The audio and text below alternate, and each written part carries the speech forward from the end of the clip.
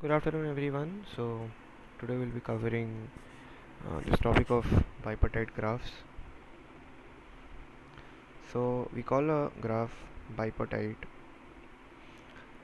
when we can color a graph with only two colors, let's say red and blue, right? So, when we can color a graph with only two colors, provided that no two nodes have the same color.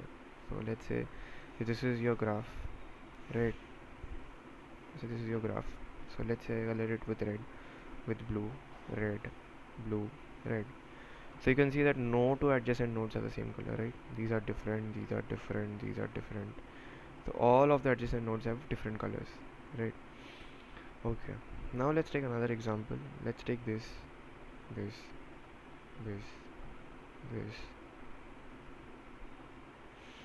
Now let's say this is red, blue, red. Simple. This one I have to color blue because this is red, and this one I have to color red, right? Now this one, see, if I color red, it matches with this. If I color blue, it matches with this. So it means that this whole graph I can never color with only two colors, that this condition gets satisfied, right? So this graph is not bipartite, right? So how do we check, like, what is the condition? So just by looking at this example, many might think, it's just a cycle. If a cycle exists, it will not. That's not right. Let's just change this cycle a bit. Let's say I make this cycle somewhat like this. Like, see, this one has to be blue for sure. Now I make this cycle somewhat like this.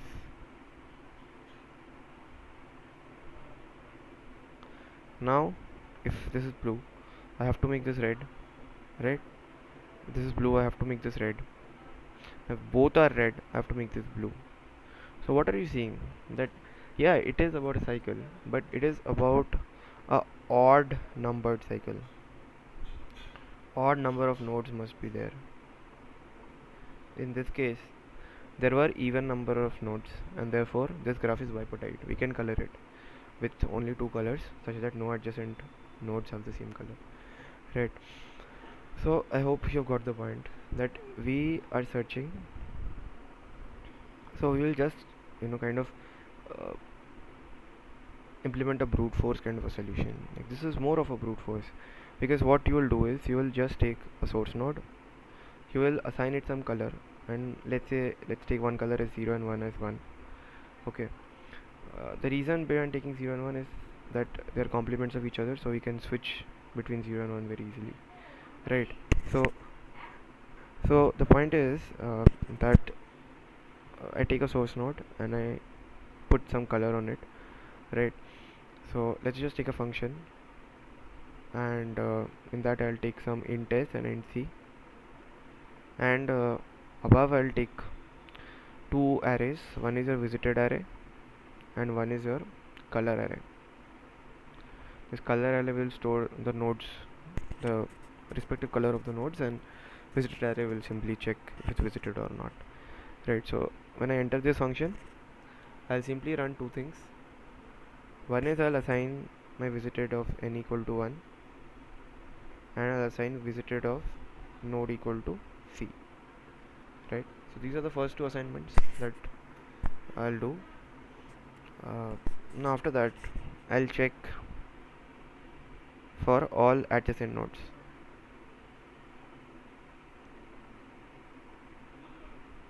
right? All adjacent nodes I'll check. So if it's not visited, if x is not visited, what I need to do, I'll simply run a dfs x comma.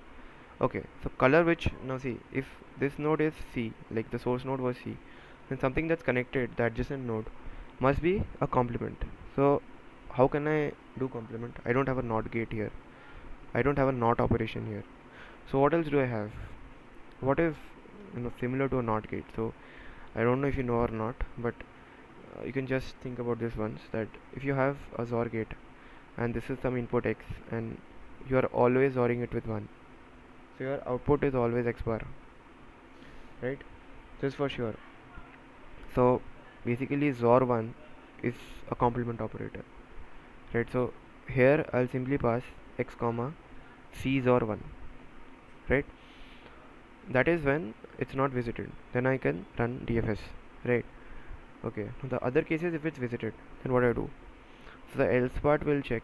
Now see, if it's visited, the color that I have presently, because it is its adjacent node, right? So the color that I have presently, it must not have that same color, right? So now I'm having some color C, and the color of that adjacent node is basically color of X. Now these must not be equal, and if this is equal, then I'll take a possible variable and I'll assign it to 1 first, and here I'll assign it to 0. So if it ever gets assigned to 0, that means there exists two adjacent nodes that have the same color, and therefore the graph is not bipartite. So after possible equal to 0, you'll simply close the function, right? So that's the whole idea.